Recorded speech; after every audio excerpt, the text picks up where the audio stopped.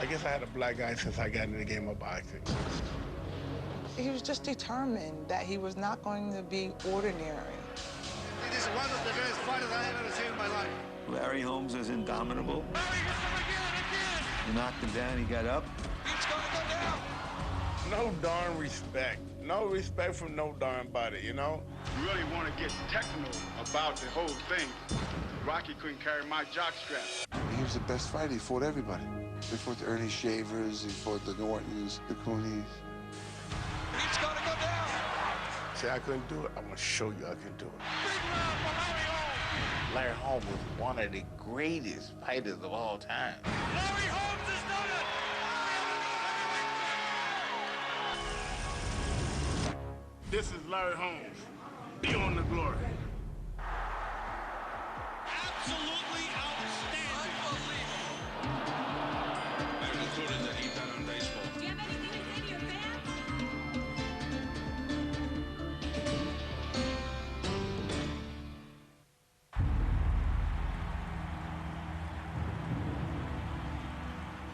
When I went into the ring, fight night, I get something that comes over me that make me want to just cry because the feeling is so good, so great.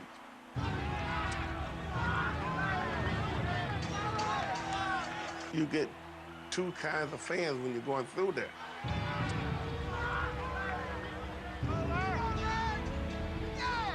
You got fans that go ahead, Larry, get him, you got him, you got to knock him out, do it, Larry. You gonna get knocked out. You ain't nothing, you ain't nothing. Here he is, the undefeated heavyweight champion of the world, Larry Holmes. We stand in the corner and referee calls you out, my whole mood changes. There's Larry, a look of confidence, a look of determination. I'm trying to look through him, look right through him, put fear into him. I'm gonna kill you, I'm gonna tear your head off. And then after the referee said, okay, shake hands, come back fighting, I said, let's have a good fight.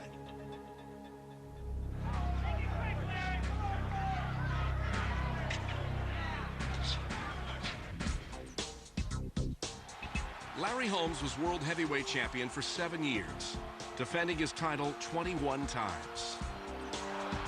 You're talking about a guy that could just do whatever he wanted to do to you in the ring, and you couldn't do anything about it. A lot of courage, very patient, very smart guy, perfect left jab. Kept you off balance. There's no one in the game that ever got past that left hand, and he would hit you with it 50 times around. I boxed with the Ali, the Foreman, the North, and all these guys, and I'm telling you, you know, from first hand, you know, that he was just as good as they were, or better. There's a good shot now. But for all his talent, Holmes has spent a lifetime fighting to prove his worth. His greatest desire and need is for respect, in and out of the ring. Nobody can whoop me. When I fought Ernie Shavers and beat him, I was lucky. And beat Kenny Norton, I was lucky. When I beat Ali, he was an old man. I never got credit.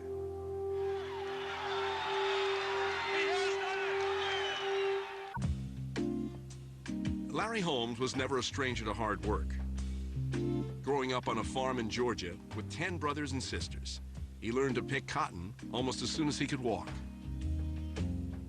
We lived in a house that you could look underneath because up on the blocks, we had to go outside to get our water, go outside to use the bathroom.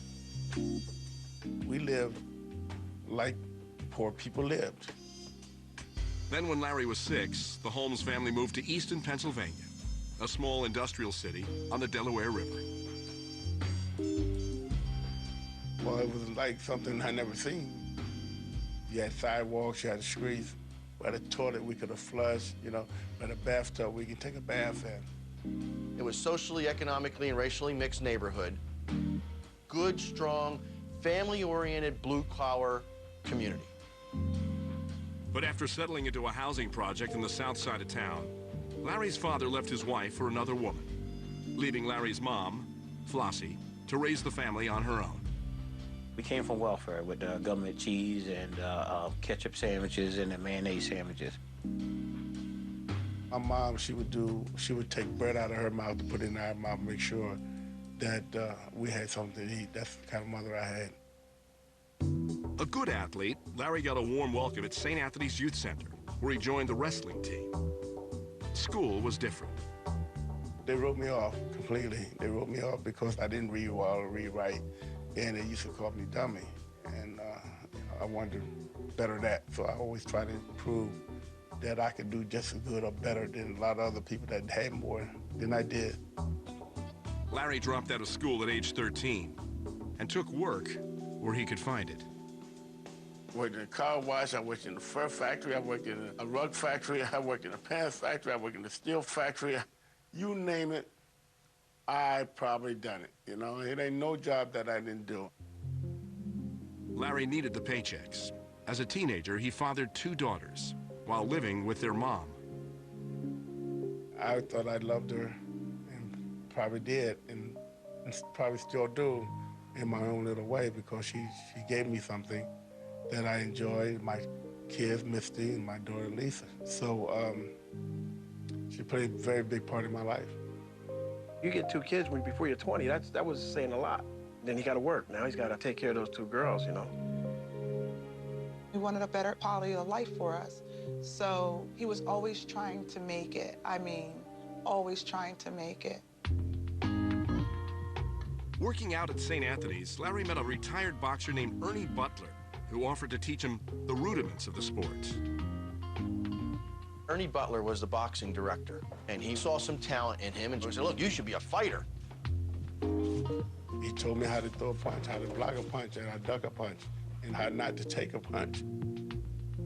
Butler began coaching Larry for amateur bouts. Then he introduced him to a boxer who was training in nearby Deer Lake, Muhammad Ali. Ali put his hands up like this, and I hit his hand. He said, boy, you're fast. Let's do some exhibition. I got an exhibition. Can you do an exhibition with me? I said, I'll be glad to. It was an opportunity for him to really work with the best in the game and learn. I remember the time that his first worked with Ali, and Ali gave him a black eye. And he was the type of person, you can't put no ice on this eye. You know how good I felt when I came back home? I didn't have to walk like this. I walked like this. I walked with my head up. I walked with a lot of pride. Even though I got beat up, I had a lot of pride.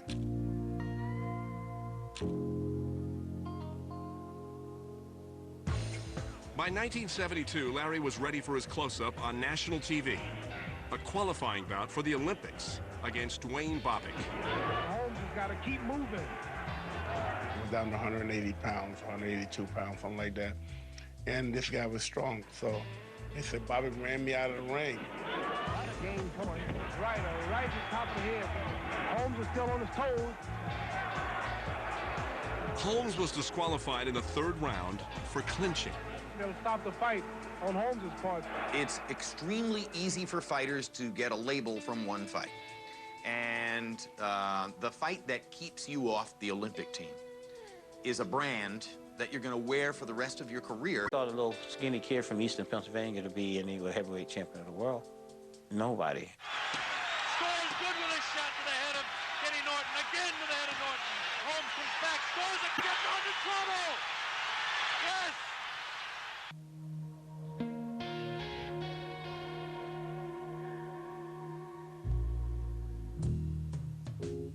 After a poor showing at the 1972 Olympic trials, Larry Holmes' future in boxing looked bleak. For his first fight as a pro, he took home $63. People at home, they well, he's a professional fighter. He made a lot of money. Well, now they know. As a matter of fact, I fought like 8 fights in 1 year, and I made $800. So, you know, the money was very good back then. But Holmes' sparring sessions with Muhammad Ali caught the eye of veteran trainer Richie Gacchetti. He convinced his boss, Don King, to give Larry a shot. I like the movement. I like the height. I like the arm reach. And I kept saying you're to be the heavyweight champion of the world. Nobody believed in him. Nobody thought he would be nothing. The only 2 people believed that I was going to be champion, me and Richie. That's it. With Gacchetti in his corner, Holmes fought on undercards for small paychecks. while honing his craft, sparring with Joe Frazier and Ali. These guys will make you learn how to fight or you get knocked out. Their job was to come out there and beat you up each and every day. And people say it to this day, Larry moved like Muhammad Ali. But my question is, what the hell's wrong of being like Muhammad Ali? I had to keep telling myself, you know, I am as good as anybody that walks on this earth, and I can beat anybody who steps in that ring. And I kept doing that, and that helped motivate me, kept me going. But when Larry began dating a young woman from Easton named Diane Robinson, his boasts fell on deaf ears. I used to tell her, I'm gonna be the heavyweight champion of the world. She says, yeah, okay. I said, I work with Muhammad Ali. She said, okay. She didn't believe nothing I was saying. I was kind of like everybody else, like, what are you talking about? You're gonna be the heavyweight champ of the world? I'm like, Larry, come on. You know, think of something else. Come with a better line than that.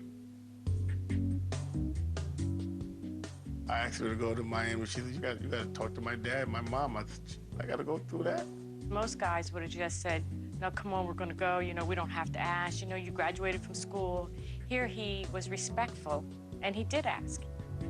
He did the right thing, you know, and that's what caught my eye a little bit more. I got the guts enough, and I asked, I said, look, I would like for her to go with me, and I would take care of her. And so they gave me permission, and that's what hit it off. After 3 years and 20 fights, Larry Holmes was still undefeated and still desperate to make a name for himself.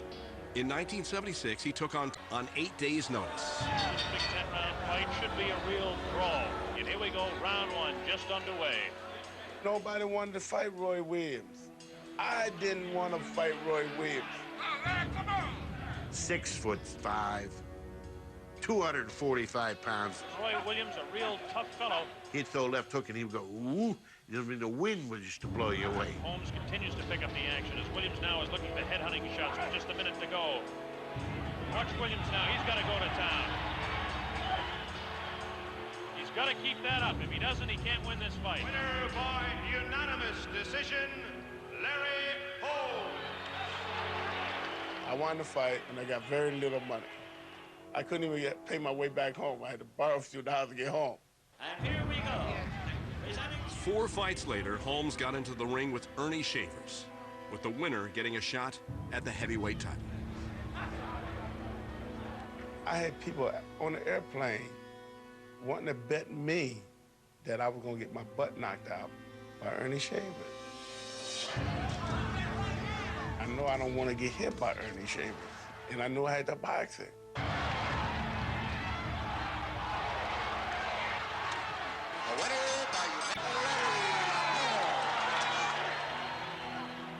Two months later, in the summer of 1978, Larry Holmes signed up to fight Ken Norton for the heavyweight crown. I know I can beat this guy. I know it in my heart. So many people said, I can't do this. I would never beat Kenny Norton. I'd never be heavyweight champion of the world. And it's my opportunity to prove them wrong.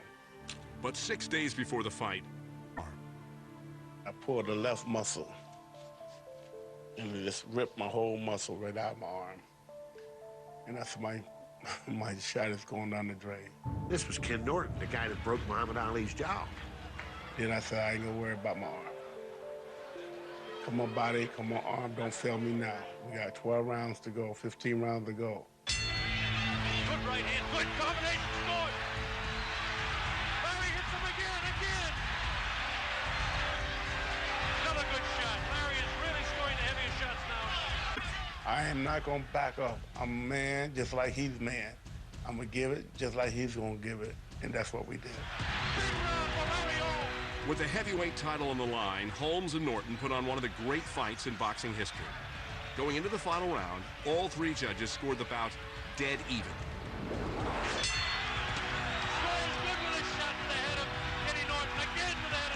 Everything in. See if he's got enough left to take the champ out. The champ comes back. And that's probably the best 15th round in boxing history.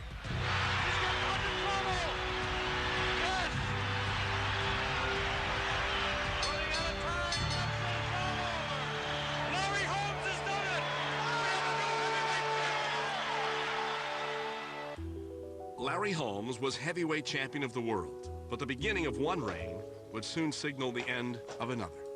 Everybody in my generation loved Muhammad Ali.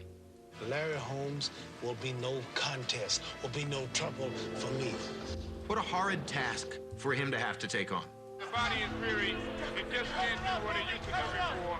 And this is a sad recognition that all athletes must come to grips with when they're practicing and being a participant in the sport.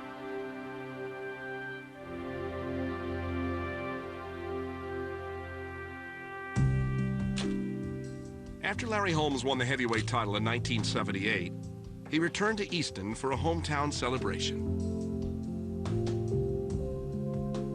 He was met at the airport. We came all the way down Northampton Street, and they were 7 and 8 deep trying to see the new champion.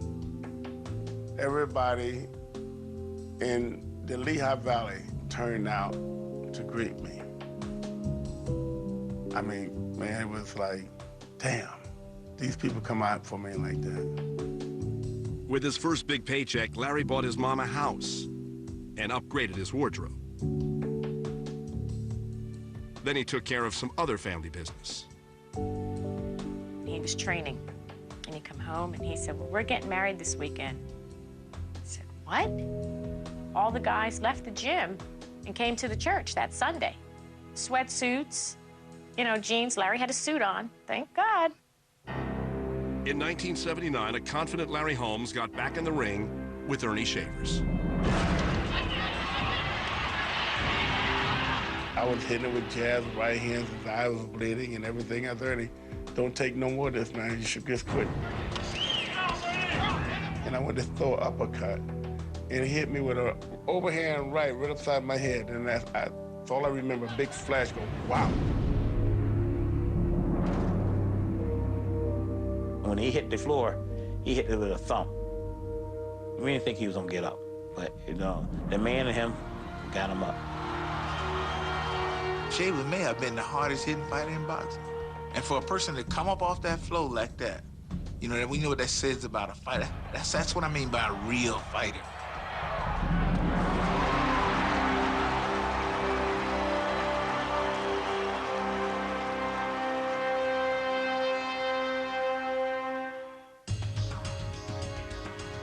Holmes was bent on keeping his title. He trained 7 days a week, pushing sparring partners to the limit. I put a $10,000 bounty out on myself. That way the guys don't slack up. They knock me down to get $10,000. Jody was trying to get $10,000 every day. The toughest guy that I ever boxed with had to be Larry Holmes for the simple reason he was so mean. Larry Holmes will kill you, literally kill you if you let him. But for all his efforts, Holmes still labored in the shadow of a recently retired champion, his friend and mentor, Muhammad Ali. Then in 1980, Ali came back to challenge Larry for the crown. I was in a no-win situation. If I beat him up, they say, beat an old man like they did. If I lose, they say, well, you never had it any damn way. Ali the greatest. Everybody's been talking about Holmes, Holmes, Holmes. He's the peanut. Because of his head, he's got a peanut-shaped head. Muhammad Ali is a good bluffer. You know what I'm saying? He had me believing that he had a chance with Larry. Until the bell rang. Even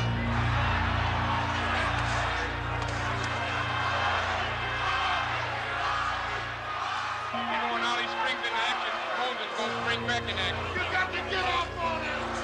But I'm wondering whether Ali's reflexes are good enough. Larry didn't really want to hurt Muhammad Ali, you know, but he did hurt Muhammad Ali. The body is weary. It just can't do what it used to do before. A couple of times he said, did a ref stop this? You know, because that was his idol. The man is standing there and taking his punches. Watching Muhammad Ali getting beaten from pillar to post, pounded around the ring. Painful for Larry, I'm sure. Right. And now I'm bargaining with him.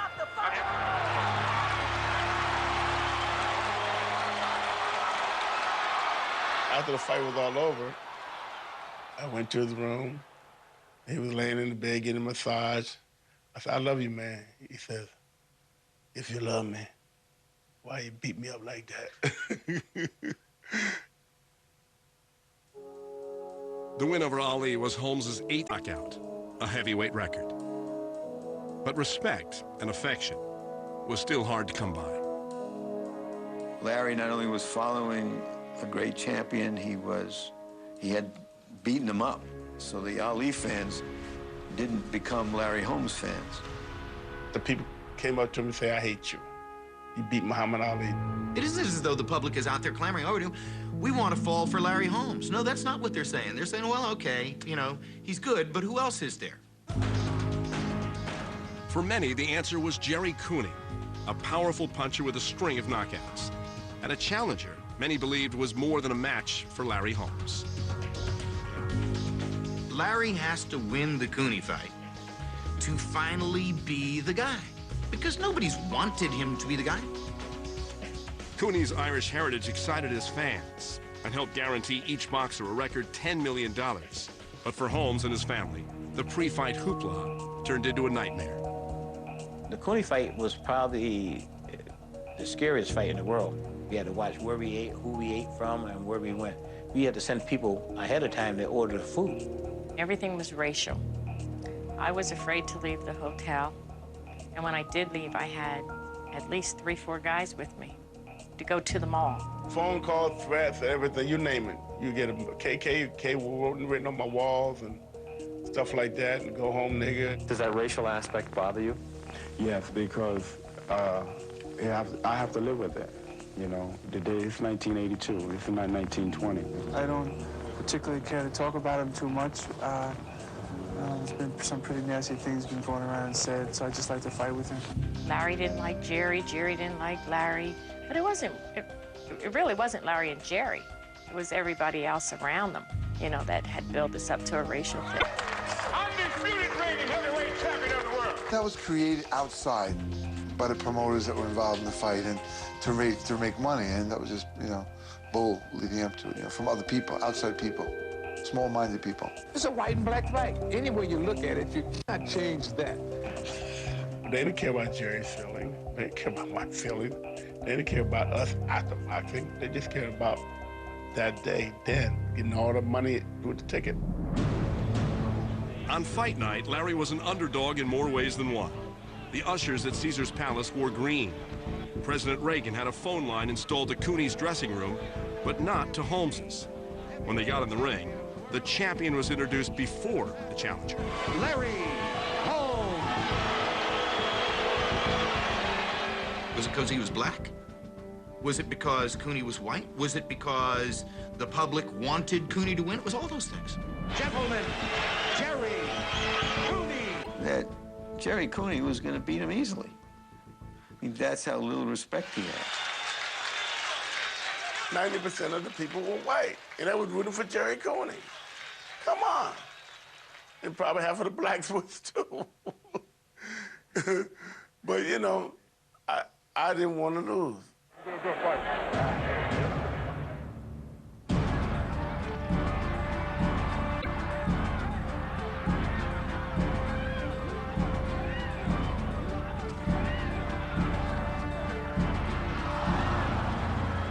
He dropped me in the second round. I said, whoa. First thing came to my mind was, what are you doing here, bro?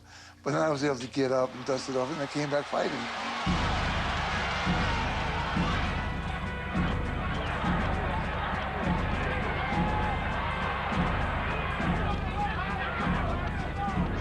Jerry had a lot of heart. He had more than people give him credit for.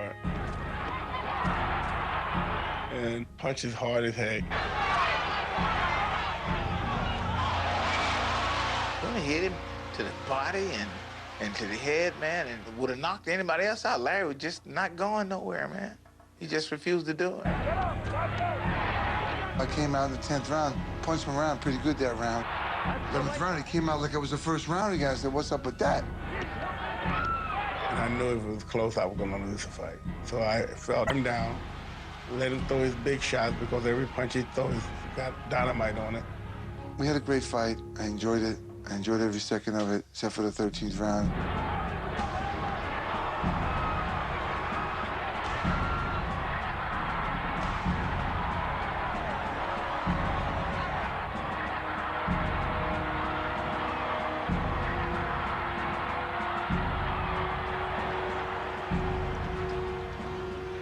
praise Jerry for the job he did. And if it was anybody else that night, he'd have been champion of the world.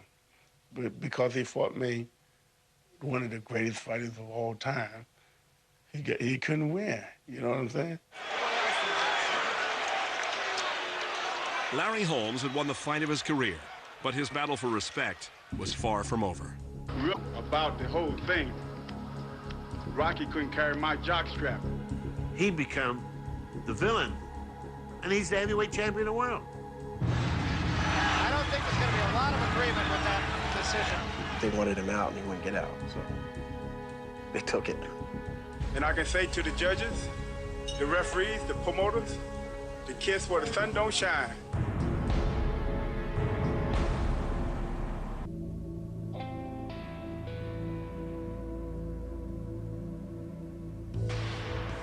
Larry Holmes' victory over Jerry Cooney proved his dominance in the ring. But instead of savoring his triumph, he defended his title 5 more times in less than a year.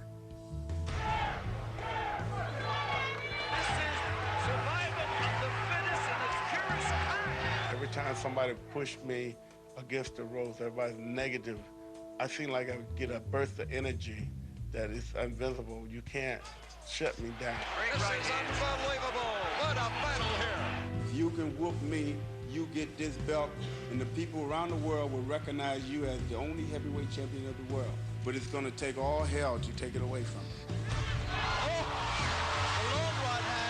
Trying to take his title, man, it's like slapping his mama or something, you know? Bill Slade, the referee, hopefully giving him every chance, but it's all one way now, and he stopped it in the opening round. You're a great champion. I want Don to tell you how great I am because I don't supposed to do it. But you're right, Don, I am great. I'm a bad motherfucker, boy. Holmes maintained an uneasy alliance with promoter Don King, showing loyalty in public while chafing at King's financial terms. I wasn't happy with Don King taking 25, 30% of my money, plus cutting the money off the top. I wasn't happy with that. But what other choice I had? Either do that or do nothing. It's getting kind of hard to deal with Don King, too, because he wants me to buy my tickets, too. There is no other reason to be a fighter unless for the money. Now, anybody that you say that, oh, man, I just love boxing, that's the biggest lie in the world. Oh, they stupid like that. But when offered $30 million to fight in South Africa against Jerry Coetzee, Holmes turned it down. Then joined protests against that country's apartheid system. This is one fight I want all us to win. We all can enjoy freedom, not only in America, but around the world. Hi, I'm Larry Holmes. I'm gonna knock the jinx off of Michael Spinks, so check us out. When he signed to fight Michael Spinks in 1985, Larry Holmes had fought 48 times without a loss. 1 win shy of the heavyweight record held by Rocky Marciano. So my goal now, the Rocky Marciano record. Nothing else for me to fight for. Every question that came out was about Marciano. So Larry just told him, you talk to me, let's don't talk about Marciano. He had his time, this is my time. But once the fight began, Larry had more than Marciano's legend to worry about. Michael Spinks' style is so unorthodox. It's giving Larry trouble. Holmes just sort of paws Spinks off of him, and the crowd reacts very negatively to Larry Holmes. Spinks jabs when he's supposed to throw the right. He moves quick, like he runs like his leg is broke and falling all over the place. It's very hard to fight, you know. Michael's beating Larry in his own style. And he said, 1 punch, I'll knock Mike out. I said, but we ain't gonna hit him. There was a right hand by Larry Holmes and a good one. He is just about out of time. This one is over. Listen to the crowd. The winner, by unanimous decision, and new IBF heavyweight champion of the world, Michael Spinks. Michael Spinks got a very unique style and took a good punch. But I congratulate him, Michael, because he's a good champion. Fighters know when you win or lose, and Spinks did not win that fight. But I accepted it. Okay, you got it. But at the press conference following the fight, Holmes' frustration boiled over. I mean, if you really want to get technical about the whole thing, Rocky couldn't carry my jockstrap. I didn't say this because I wanted to put somebody down. I said it because it's slang. People say it all the time. You can't carry my basketball. You can't carry my jump bag. You couldn't carry my jump rope. You know, couldn't carry my shoes. I said jockstrap. And Larry spoke his mind. And that was the bite that went across the world. He came apart on a personal level when he lost. Well, he had never lost. So maybe it's not all that difficult to understand. But I had to apologize to everybody in the world. Apologize to the Barciano family. And if I have to apologize again, I apologize again. That's all, because I don't mean to hurt nobody. 7 months later, Holmes got back in the ring with Michael Spinks, determined to reclaim his reputation and his title. For 12 rounds, he seemed to be doing just that. And he's out of the corner very quickly. I think the crowd is really waiting for Michael to turn it off power. That was a good combination again by Holmes, and Spinks is hurt. The right hand did hurt. And there was a right hand by Holmes, and Spinks is in a world of trouble right now. And he's pounding from round 1 to the final round, and they just don't give it to him. For the winner, by a split decision, and still. I don't think there's going to be a lot of agreement, Ray, with that decision here at the Hilton Hotel. He got fed up because, you know, he felt that he couldn't win again. You know, they weren't going to let him win.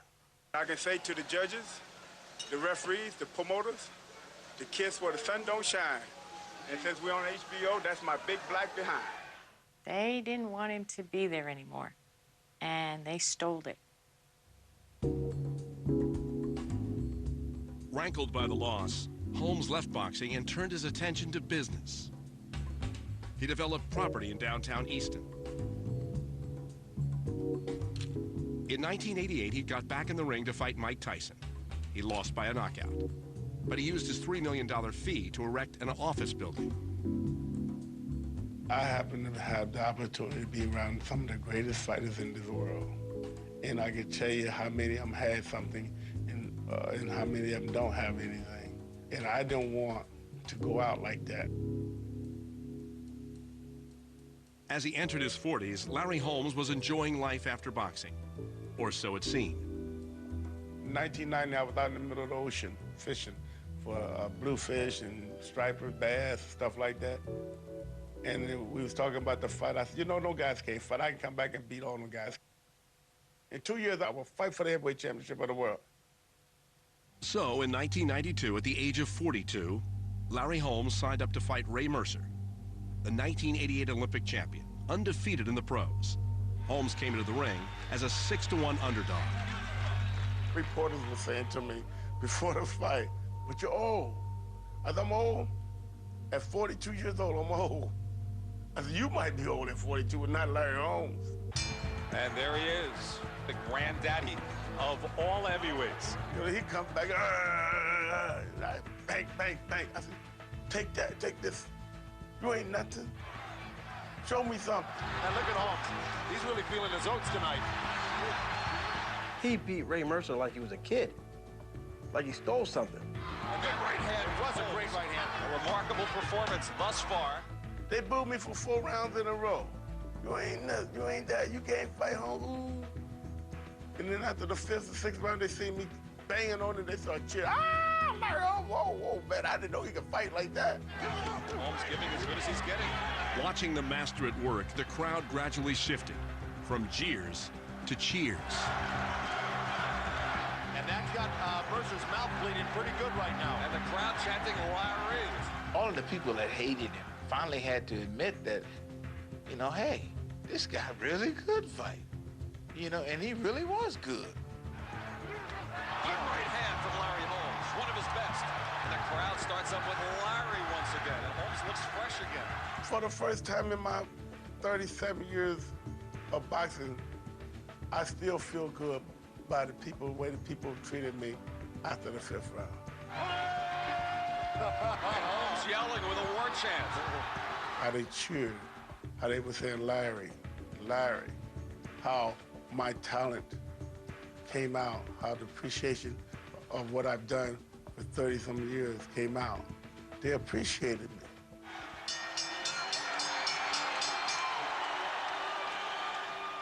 And it made me feel good. From Easton, Pennsylvania, the former heavyweight champion of the world, Larry Holmes. He's done it. Larry Holmes had finally found what he was looking for, but he had one more target in his sights. Larry won't retire until he can get George Foreman. Bang, bang. All around, George. And he's not going to be satisfied until Foreman die or he die.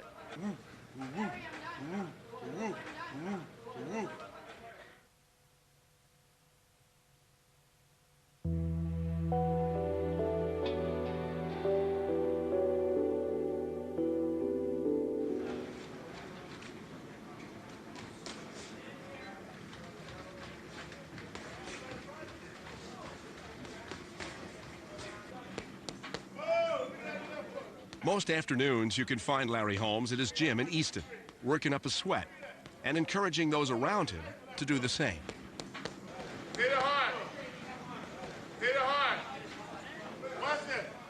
Harder. I'm 55 years old. I go to the gym now, and I get on the machine, and I run, and I exercise, and I shadow box. I feel good, because boxing has done that for me. Even though I'm not in perfect shape, I'm going to do the exercise and have a little fun and holler at the kids and make noise. You might get a real knockout over here. Just tap with that jab. There you go, Ron. I walk by the kids and say, I do this, do that. They like it. That's my champion right here. You got a lot of potential. He'll go over and work on the treadmill, and every now and then he'll put gloves on and hit the bag. And if he sees the kids doing something wrong, he'll go right over and tell them. You know, so he stays around the game. He'll be champion of the world. More than 20 years after their famous fight, Larry Holmes and Jerry Cooney find ways to get together by raising money to help other ex-boxers through Cooney's organization, FIST. Jerry is a nice guy, man. He does things not only for himself, but he does things to help other people. And that's why I go help him out whatever I can. We're trying to get the message out there. And with a guy like Larry Holmes, you know, coming aboard and coming out, people are listening better, you know? In Easton, Larry still drops in at St. Anthony's, telling kids to stay in school, like he didn't, and to follow their dreams, like he did. They white ball whatever pocket, and they 8-ball whatever pocket. 8-ball that pocket. Who hustling who, huh? I ain't gonna miss. Go to schools, I talk to kids, I tell them the good stuff, and I tell them the bad stuff. And I just tell you anyway, whether you're in the school or not. Things that I done, and I would tell everybody this, I tried.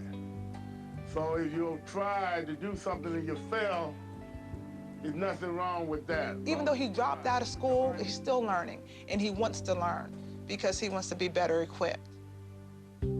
At home, Larry is the patriarch of a growing family, including 5 children and 4 grandchildren.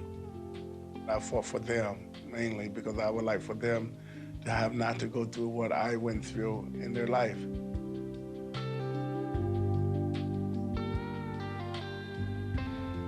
I don't have to be the best, you know, as long as I do my best. That's really all he really inspired in me. Like, you know, just try as hard as you can. And I think he wants that for all his children. We're family, you know, and that's the main thing. People need to understand that your family is your backbone. 75 fights over 4 decades have secured Larry Holmes' place in boxing history, but he still hungers for one more round. I'll fight George Foreman if he come out of retirement. I don't care. I'll fight anybody, man. That fight will be always open for him. You know, he could be 100 years old, but he still want to fight George Foreman. Bang!